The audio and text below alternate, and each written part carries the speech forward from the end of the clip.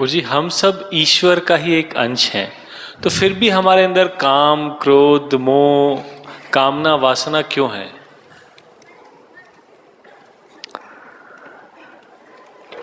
वो भी प्रकृति का ही एक विधान है। कामना को भी हमने देवता ही माना, कामदेव बोलते इसलिए। मगर अति कामुकता हो जाए दिमाग में, इसको विकार माना है।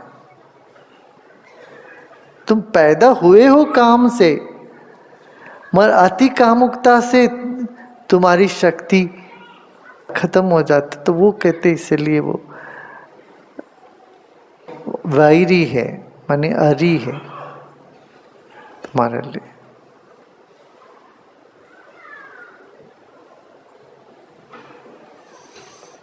यम नियम का पालन हम करते जाएं जीवन में, जीवन को सात्विक बनाते जाएं, रजोगुण तमोगुण से हटके सतुगुण की ओर हम कदम बढ़ाते जाएं, सतुगुण हमारे में बढ़ाते जाएं, देखना फिर कोई विकार हमें सताता ही नहीं। फिर खान पीन ठीक हो, व्यवहार ठीक हो, तो हमें ये सब वासनाएं सताती नहीं है। हम उसको एंकरेज करते जाएंगे। दिन भर पोर्नोग्राफी का चित्र देखते जाते हैं तो दिमाग वही, दिन रात वही गर्मी चढ़ी रहती है दिमाग। तब ना कुछ सीख पाते हो, ना कुछ कर पाते हो, ना कुछ क्रिएटिविटी, कोई सृजनात्मक काम दिमाग से निकलेगा नहीं ऐसे व्यक्ति से। दिन रात एक ही सोचता रहता, शरीर के किसी ना किसी अंग के बारे में कल्पना करते रहते हैं दिमाग। तो ये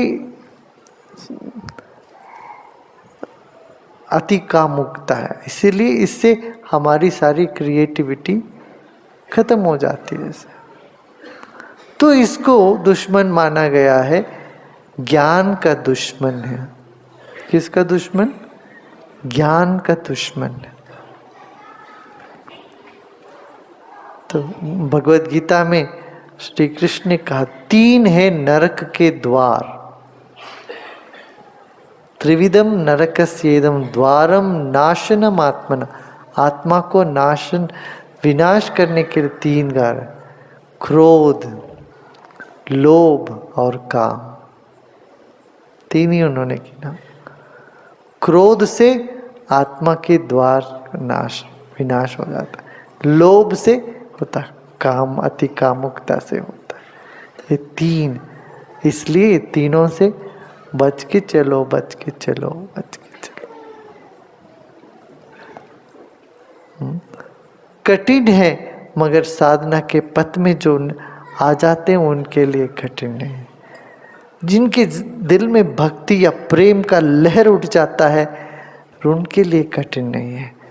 जो इतना व्यस्त रहते हैं, कुछ ना कुछ क्रिएटिव काम करते रहते हैं, सबके लिए, उनके लिए कठिन नहीं है।